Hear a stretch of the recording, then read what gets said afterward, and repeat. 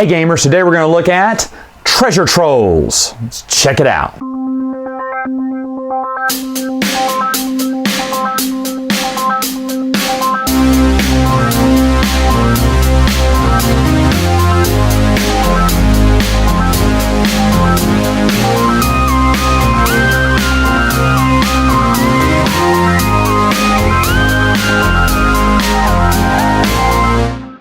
To set up for the game, you're going to put your board out, you're going to put your little jewels at all the little areas where there are treasure trolls. You're going to pick one of these little toy treasure trolls here that are just kind of like the toys. They even have little buddies. And then you'll start them off here at the start space here. Now each of them come with these little base stands, which are basically made for the little cardboard stands, but I guess they want you to slip them, I don't know, in between their legs or something, but they really don't fit. And they don't really stand up well on the board, so you can just leave them down like that. And then they give you this 8-sided die, which of course looks like a jewel or a treasure. And so what you're going to do is you're basically just rolling and moving here and following any of the spaces that you land on. So if you fall in some of these spaces, you're going to go back 4 spaces. If you land here, it's a secret passage. You can go to any of the other secret passages on the board. If you land here, you switch places with another player. And of course, there's another one too. If you land here or here or here, you have to stop no matter what your movement is.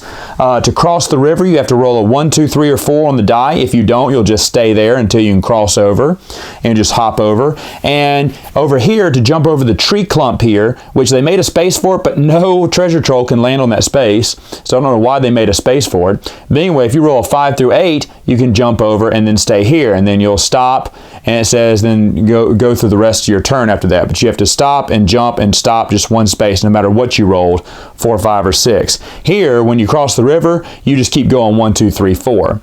Now, when you land on any of these spaces with a jewel by exact count, then you can grab that colored jewel. And the winner is the first person who can collect all 4 colored jewels. Final thoughts, what do I think about treasure trolls?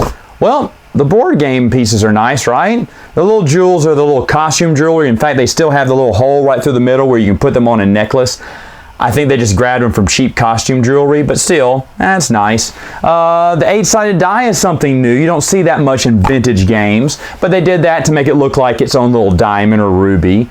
And then, of course, they got the little treasure troll toys that I'm sure they had a billion of, and they just started boxing them up and putting them in these board games. So, I mean, it wasn't that they put that much of an effort into it, but the pieces do look a little nicer. In fact, when we first got this game, we rolled it out because the missus got it for her, and I opened it up and was like, oh, this looks kind of neat, and then that was it. This game is annoying. It is roll and move, roll and move, roll and move, roll and move.